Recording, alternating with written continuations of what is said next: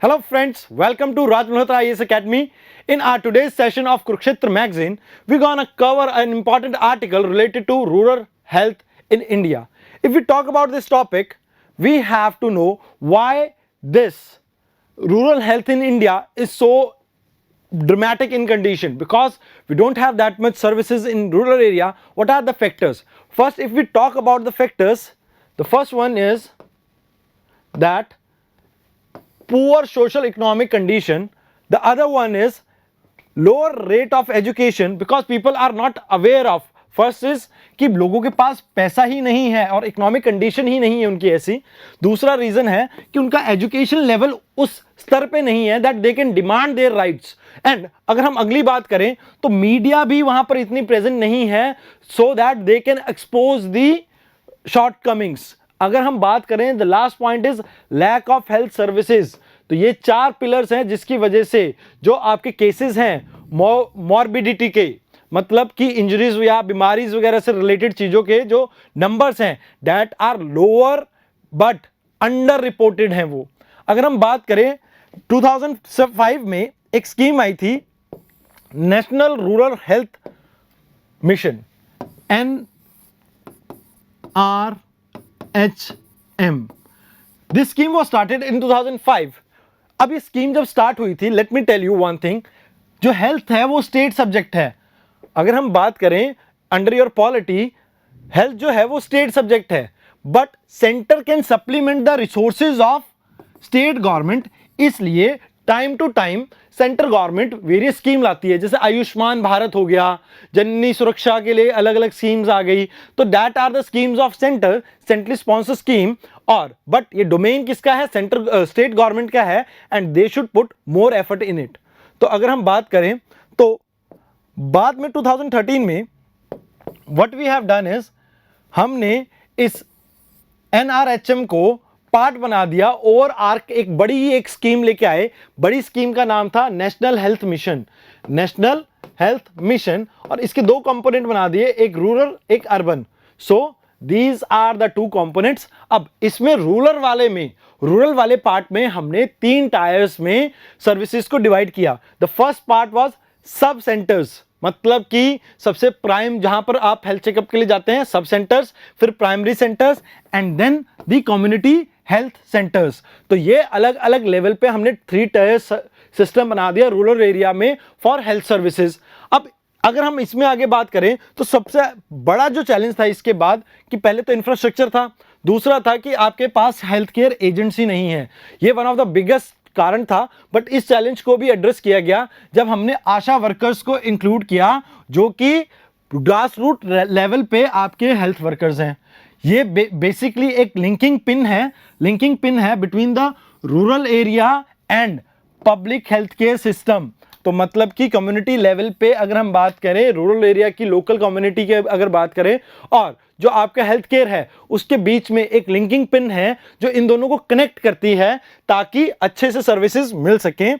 और इसमें जो इंपॉर्टेंट बात है कि ये बेसिक हेल्थ और हाइजीन की प्रैक्टिसेस के बारे में बताते हैं, काउंसिल करते हैं वुमेन्स को कि कितना बर्थ में बच्चों के गैप रखना चाहिए, कैसे वो अपनी हाइजीन मेंटेन कर सकते हैं, कैसे वो अपनी हेल्थ को मेंटेन करके रख सकते हैं. और उसके अलावा और भी कई फैक्टर्स हैं जो इसमें ये वर्क करती हैं. अगर हम बात करें, there are certain schemes which were started by government to ensure health care system in rural area. The first one was Janani Suraksha Yojana. Janani means mother की सिक्योरिटी के लिए, सुरक्षा मतलब सिक्योरिटी. तो उसके लिए एक incentive, cash incentive program launch किया गया था और इसमें इंकरेज किया गया इंस्टीट्यूशनल डिलीवरीज. मतलब कि अब आपको अगर बच्चे वगैरह मतलब वुमेन्स को करने हैं तो that should be ensure that वो कहीं ना कहीं किसी गवर्नमेंट हॉस्पिटल में ही हो. तो इस चीज को इंश्योर करने के लिए आपकी जननी सुरक्षा योजना स्टार्ट हुई थी. ऑब्जेक्टिव क्या था इसका? नियोनेटल और जो मोर्टेलिटी है, मैटरनल मोर्टेलिटी रेट, उसको कहीं ना कहीं डिक्रीज करना चाहते थे, बिकॉज SDG का कहीं ना कहीं एम है, हमारी नेशनल हेल्थ पॉलिसी का भी एम है. और इसमें जो कैश इंसेंटिव है, आप एक चीज मान के चलिए, अंबानी के बच्चे गवर्नमेंट हॉस्पिटल में पैदा नहीं होंगे. तो जनरली ये स्कीम किसके लिए? पुअर प्रेग्नेंट वुमेन्स के लिए, स्पेशली दोज जो रूरल एरिया में रह रही हैं। अगर हम बात करें अगली, जननी शिशु सुरक्षा कार्यक्रम मीन्स, जननी मीन्स मदर, शिशु मीन्स चाइल्ड, इन दोनों की सुरक्षा का कार्यक्रम स्टार्ट हुआ। इट स्टार्टेड इन 2011 और इसका मकसद क्या था? To eliminate out of pocket expenditure both pregnant mother का भी और कहीं ना कहीं इन्फेंट जो बीमार है। इसमें गवर्नमेंट क्या कर रही है?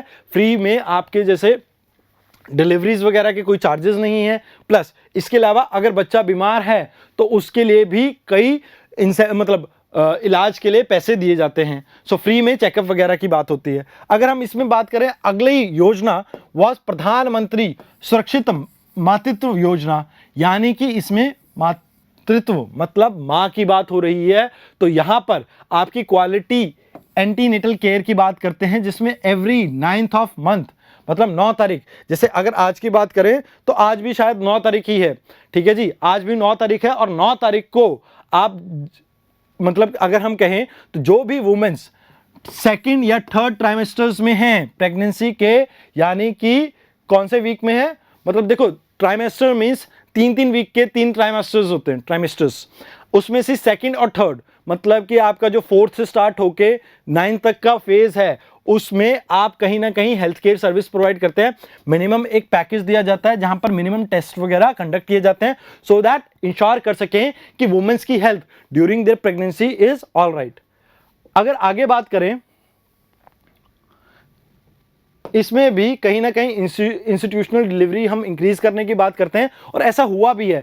लास्ट 10 साल में 38.7% से 78.9% तक ये शूट अप कर गया है जो आपकी जो इंस्टीट्यूशनल डिलीवरी है। पहले 38.7% ही डिलीवरीज हॉस्पिटल्स में होती थी, बट अब ऑलमोस्ट 79% आपकी डिलीवरीज कहां पर हो रही हैं? हॉस्पिटल में हो रही है। और उसके बाद गवर्नमेंट ने एक स्कीम स्टार्ट की थी, लक्ष्य स्कीम।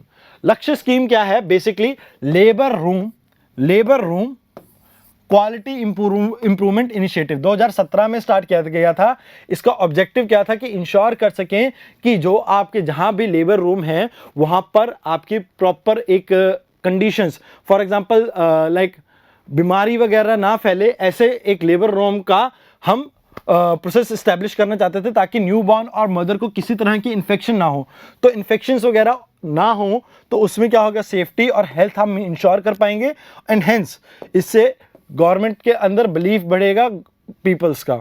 अगर अगली बात करें तो स्पेशल न्यूबॉर्न केयर यूनिट, इसमें क्या है? डिस्ट्रिक्ट लेवल पे और सब डिस्ट्रिक्ट लेवल पे हम क्या कर रहे हैं? हॉस्पिटल्स में चेक करते हैं जो भी सिक न्यूबॉर्न बेबीज हैं, और अगर वहां पर वेंटिलेशन की रिक्वायरमेंट नहीं है और मेजर सर्जरी की रिक्वायरमेंट नहीं है तो that will be provided free of cost, उस सेंटर में ही प्रोवाइड किया जाएगा। अगला है राष्ट्रीय किशोर स्वास्थ्य कार्यक्रम। किशोर मतलब बच्चे, so here we have 10 to 19 year kids जिनके बारे में हम एडोलेसेंट फ्रेंडली हम हेल्थ केयर सर्विसेज प्रोवाइड करते हैं, जहां पर उनके न्यूट्रिशन लेवल को इंप्रूव करने की बात करते हैं, उनकी मेंटल हेल्थ, रिप्रोडक्टिव हेल्थ और इंजरीज वगैरह से उन्हें प्रिवेंट करने की बात करते हैं, और उन्हें ड्रग्स वगैरह से भी दूर रखने की बात करते हैं, नॉन कम्युनिकेबल डिजीज से भी। हम राष्ट्रीय बाल स्वास्थ्य कार्यक्रम, बाल मतलब बहुत छोटे बच्चे, तो जो अंडर 18 हैं, 10 to 19 तो हमने पढ़ा, बट जो अंडर 18 हैं उनके लिए जो 4 Ds में हम वर्क कर रहे हैं, डिफेक्ट जो बर्थ के टाइम पे हुआ, disease, deficiency and development delay, इन सब के ऊपर हम क्या कर रहे हैं? वर्क कर रहे हैं, सो दैट इनको हम रिड्यूस कर सकें, जिससे मोर्टेलिटी रेट इस एज ग्रुप में हम कम कर सकें। अगर हम बात करें यूनिवर्सल इम्यूनाइजेशन प्रोग्राम, जहां पर हम इंद्रधनुष की बात करते हैं, ठीक है ना, प्रोजेक्ट इंद्रधनुष, जहां पर अलग अलग 7 तरह के पहले टीके थे और उन्हें बाद में इंक्रीज कर दिया गया था, तो वैसे ही नेशनल इम्यूनाइजेशन प्रोग्राम में एक हमने टीका एक्सप्रेस भी स्टार्ट की है, जहां पर हम मोबाइल वैन से होम मतलब गांव-गांव जाकर सेफ वैक्सीनेशन कर रहे हैं। और इसमें क्या है कि आपको कोल्ड चेन्स वगैरह भी डेवलप करके दे रहे हैं ताकि जो आपकी दवाई वगैरह है वो खराब ना हो, और इसमें फील्ड ट्रेनिंग वगैरह भी दी जा रही है टीका एक्सप्रेस में। अगर हम बात करें अगला है अनीमिया मुक्त भारत। अनीमिया मुक्त भारत मीन्स कि आपके यहाँ पर इंडिया में जितने भी बच्चे हैं, जिनमें बच्चे हों या बूढ़े हों, जो भी हों, इन वेरियस एज ग्रुप, चाहे न्यू बॉर्न हो, इन्फेंट हो, स्कूल एज के हों, अडोलेसेंट हो, ठीक है, वुमेन्स हो, रिप्रोडक्टिव एज की, लैक्टेटिक मदर हो, इन सब को बेसिकली खून की कमी हो जाती है इनसे, इनमें कई कारणों से। तो इसको चेंज करने के लिए 6 इंटरवेंशन की बात की गई है, जिसमें हम फॉलिक एसिड प्रोवाइड कर रहे हैं, डीवॉर्मिंग कर रहे हैं, बिहेवियरल चेंज लाने की बात कर रहे हैं, कम्युनिकेशन कैंपेन चलाएंगे, टेक्स्ट अलर्ट्स वगैरह भेजेंगे। तो इन तरीकों से हम बेसिकली इंडिया में जो खून की कमी है औरतों में और आदमियों में, उसे हम कम करेंगे। और कुछ एरिया में जहाँ पर मलेरिया वगैरह ऐसी चीज़ें मिलती हैं, उन एड्रेस करेंगे नॉन न्यूट्रिशनल कॉजेज़ को, ताकि हम क्या कर सकें, प्रोवाइड कर सकें एक बेटर हेल्थ केयर। अगर हम वे फॉरवर्ड की बात करें, हमें इंसेंटिवाइज करना चाहिए मेडिकल स्टाफ को, ताकि वो रूरल एरिया में काम करें। बिकॉज अगर आपको पता होगा कि कई डॉक्टर्स ऐसे होते हैं जो आपके रूरल एरिया में काम नहीं करना चाहते, तो सरकार ने इसमें क्या कर दिया कि एमडी के लिए सर्टेन आपको ड्यूरेशन मैंडेटरी कर दी कि आपको रूरल वर्क करना ही पड़ेगा।